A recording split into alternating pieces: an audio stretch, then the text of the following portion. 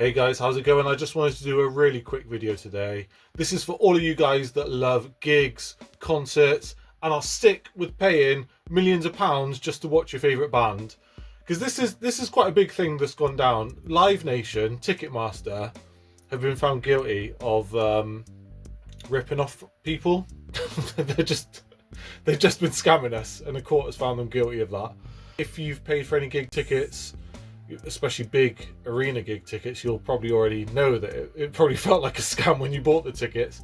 But this has gone to court, and yeah, they've been found guilty of running a monopoly and overcharging people. They own a massive fraction of the live music market. The impact it has is horrendous on the kind of underground scene, but Live Nation, although they say they care, they really don't. And I got a little bit of footage to kind of prove that, really, based on some of their historical actions that have come to light as part of this case, and also what the CEO of Live Nation has said in the not too distant past. But yeah, let me know your thoughts, guys. This is quite big news. Hopefully it's the start of some bigger changes within the the live music industry. It's going to take constant pressure, because ultimately when it comes to the big business people, they don't really care as long as they're making lots of money. So it's got to take a lot of pressure. But yeah, let's have a quick look. Let's scope out what's happened literally just yesterday. So after a 7-week trial, Live Nation has been found by a jury in New York that they've been illegally operating as a monopoly and overcharging fans. What a surprise when you're paying 20 grand to see Taylor Swift. Mate, insane. But you know, this is potentially a huge moment for music fans. The jury found that Ticketmaster had overcharged customers by $1.72 a ticket, so about £1.27 on each ticket sold over a period of 7 years. I would say that is absolutely scratching the surface. That must be some average they've come up with. But it could result in a lot of damages that Ticketmaster Live Nation have to fork out. Of course they're going to fight this, no doubt, because they're going to say they did nothing wrong. And in fact, let's just go back a little while to 2025. Back in August last year, 2025, Mike Rapino, the CEO of Live Nation Entertainment, said he doesn't think concert goers are paying enough for tickets, saying that people will pay $70,000 for a basketball game, but concert is around $72. Now, I made a whole video on this piece, go and watch it, but we know this guy is chatting absolute rubbish. We know it. Like, they sit on these big stages in a nice suit, try and justify ripping fans off, and that's exactly what happened. And now the court has found that that is the case.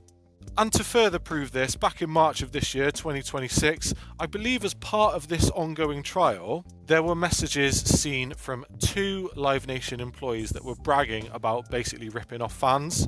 You can Google all this stuff, it's all public knowledge. There were a series of messages from 2021 to 2023 where Ben Baker and Jeff Weinhold, regional directors of ticketing, were basically bragging about whacking on massive fees for parking. So they were boasting about charging $250 for VIP parking at a venue, and then someone's saying we're going to charge $50 to park in the grass, $60 for closer grass. And Baker wrote, "These people are so stupid, I almost feel bad taking advantage of them." And Baker wrote, "Robbing them blind, baby, that's how we do." Oh my god, mate. Now, this will come to no surprise if people have paid for a big gig ticket recently. This should not be normalised. So this is potentially a positive step in the right direction. But it's all good, us fans and concert goers making a fuss. We need people in the industry to stand up and fight. There are artists standing up for concert goers' rights. You know, we don't want gigs to become an elitist thing like the way sport is going. Music should be for everyone. It is for everyone. Why the hell should someone pay 30 grand to watch Beyonce jump around the stage for a bit? And I'm not just singling out Beyonce. There are plenty of bands making a lot of money off this racket. We need everyone in the industry, particularly the people putting on the shows. I'm not saying don't make money. Do you know what I mean? It's a business at the end of the day. But at what expense? At the expense of the people that got you onto that platform? Nah, mate. But yeah, this is a big result. This is potentially the start of Live Nation Entertainment being held to account for ripping off their fans. We know that there's a massive disconnect between the underground and the top earning artists.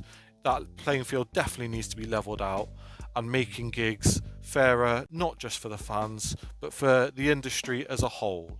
And maybe other countries are going to follow suit and start looking into this a little deeper. Let me know your thoughts, guys. Drop it in the comments. So there we go, guys. A bit of an update on this big news. It's early days. We don't know what it's going to mean further down the line. Obviously, there's going to be some pushback from Live Nation. But yeah, what a verdict for the US courts to come to. Hopefully, other nations will hold Ticketmaster, Live Nation to account and make the market a bit fairer, because we hear it all the time: venues closing, festivals closing, bands struggling to get out and gig and make money on the road, whilst all the guys at the top are making absolutely millions but saying they're not making enough. It makes zero sense when you actually think about it.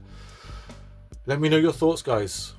Is there anything else we can do? Big up all the people still advocating for music across the whole kind of ecosystem.